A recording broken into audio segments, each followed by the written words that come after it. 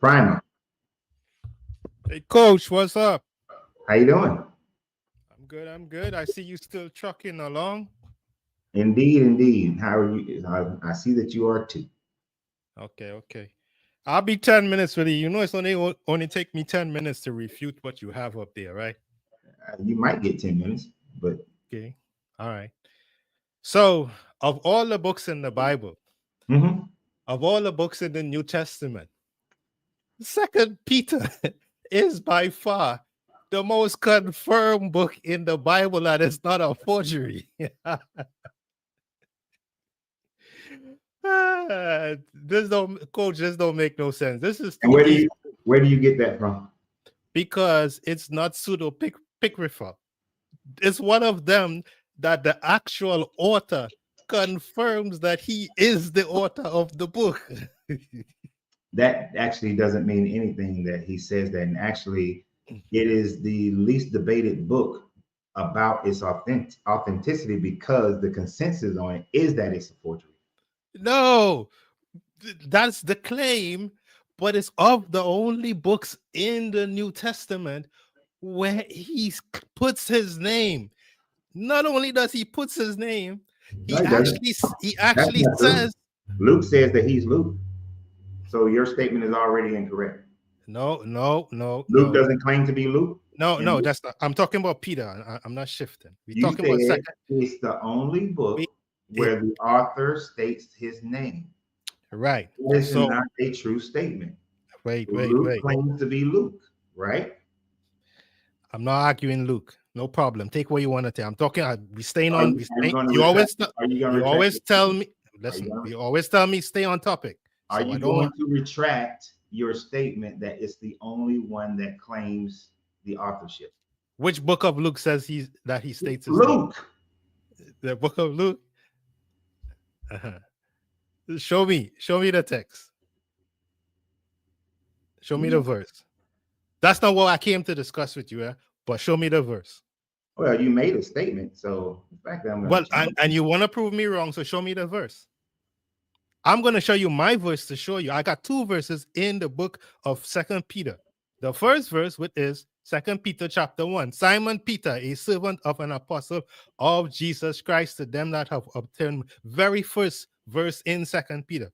If you go to chapter 3 in Second Peter, Peter is actually confirming this second epistle, beloved, I now write unto you, in both in which I stir up your pure minds by the way of remembrance. Second Peter chapter 3 and verse 1. Of all the books in the Bible that the author confirms that he is Peter, that is not a forgery. In Second Peter chapter 1, it even goes in, he even says in his testimony about the meeting with Jesus, right? He said, I have not followed cunningly devised fables when made known unto you the power and the coming of Jesus Christ, but were eyewitnesses of his majesty. He's actually explaining the time when Jesus was transfigured. That's Second Peter chapter 1, verse 16 to 18. Of all the books you want to pick, not this one. It's not a forgery. I don't even need 10 minutes to do that. Mhm. Oh, I wasn't paying attention to nothing that you were saying because you were just talking about how the book. Just because the book claims those meanings doesn't mean that The authentic. author literally says, I am Peter. This is my second epistle. He is literally saying, I am a eyewitness of Jesus Christ himself. How much more? How if the author is claiming the authorship of the book? He literally says, this is my second epistle I am writing. He not only does that, but he goes on to name folks, name places, everything of all the books in the Bible, in the New Testament, that cannot be charged as forgery is the book of Second Peter. Okay, You can. so well, for right now, I'm gonna go ahead and say that I was wrong about Luke. I know you're wrong about Luke. I'm not even going to take you on about it. So I wasn't even paying attention to the other things you were saying, other than the fact that you were making the claim that um, this book that because the author claims to be Peter, then that makes it Peter. He gives that evidence that he's Peter. Which demonstrates that understanding authorships of books is lacking in your repertoire. Okay. So, what's the criteria? I'm not done. Go ahead. So, finish up. Explain to me then, how is it that the book of Second Peter quotes Jude, but yet Jude wasn't written till after Peter died? Who say Second Peter quoting Jude? Second Peter quotes Jude. Which verse? Oh my gosh. Which verse? And that's not the argument. The argument we really want to zero in on, does the author identify himself? No. And does the author present enough information to clarify that he is the author of the book? You really think that is how authorship is determined in ancient manuscripts? Because someone claimed they wrote it. How else? Who else would be suspect of writing Second Peter? Who else is going to say, I am Peter? Let's just say it's a pseudepigraphal. Who else would now claim? The same way that the pastoral epistles are not written by Paul. We know that the pastoral epistles are not written by Paul, but people claim that it's written by Paul. Okay, you said it's a claim. It's not factual. No, it's the factual that people are claiming to have been that Paul wrote it. Okay, it's a fact that somebody's making a claim, but the claim that they're making ain't true. That's my point. Just like someone can be claiming that they are Peter writing Second Peter, it doesn't necessarily make it true. Okay, cool. But now can we test it? If you can test the book to see if whoever is writing it can now claim to say, okay, I was a witness of the majesty and glory of Jesus. We don't know it. We don't know who wrote it.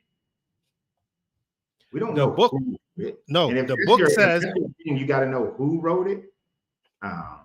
Then the book says it's Peter. Can we now test if the author who says he is Peter, if what he is saying in the book makes sense that he is Peter?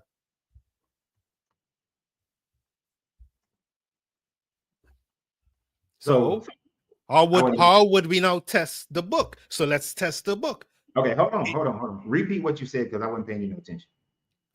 Come on, you slow today. I said no, I ain't slow today. I'm typing because when we compare Jude 4 through 18, they are mirrored in Peter 2, 1 and 3. Well, 2, 1 through 3 through chapter 3 and 3. They are mirrors.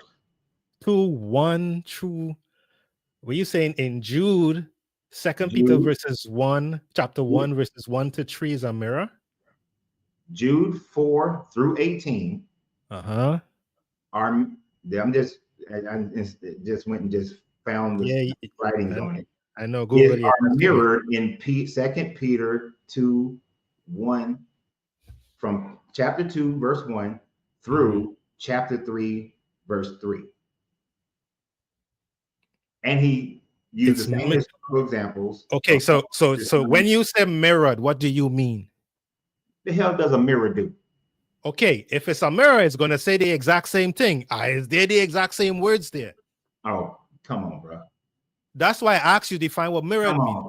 Not come on, bro. When you're being disingenuous again. You know that it's not going to be the exact same word. Well, then it's not a mirror. That when somebody utilizes someone else's text and pretty much plagiarizes it, but plagiarization doesn't mean you use every exact word.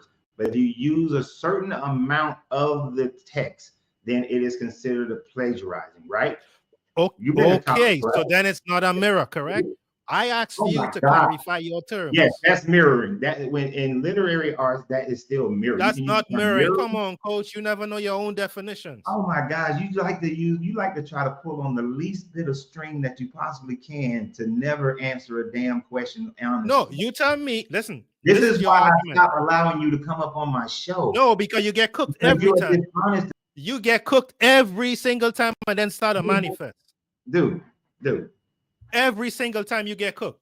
When was I told you, if of all the books, it's not a forgery.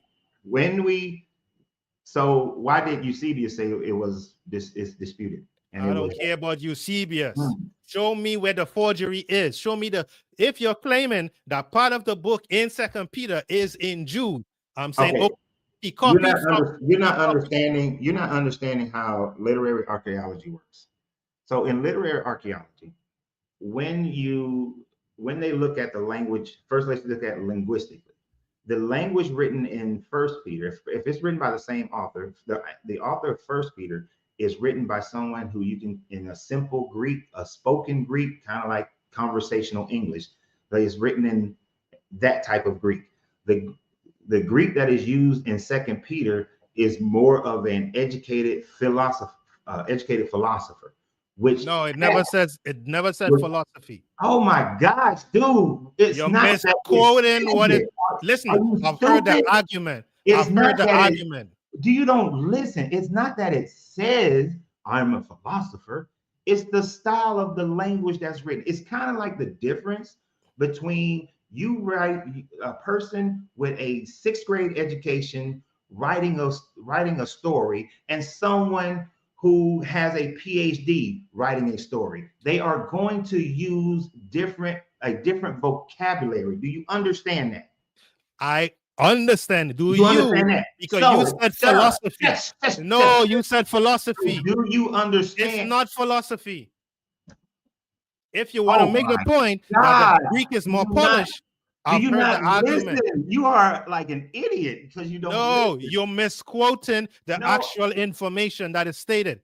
It is said, and that's the claim, that because one of the claims is because the Greek is more polished. It never said anything about philosophy. That's my point. Don't misquote even what the argument says, because we have read. You're not going to come and talk foolishness for us. You're stupid, because I said it is written from more of a philosophical point of view. What part of the Bible is philosophical about 2 Peter? It's gospel. It is the style of writing, my God. How can the style be philosophical? That's not even the argument that the scholars made. They compared the Greek and they said, hey, Peter's Greek is really polished. It doesn't sound like if he's a fisherman. That's the claim. They never said that he had a philosophical writing style. That's my point.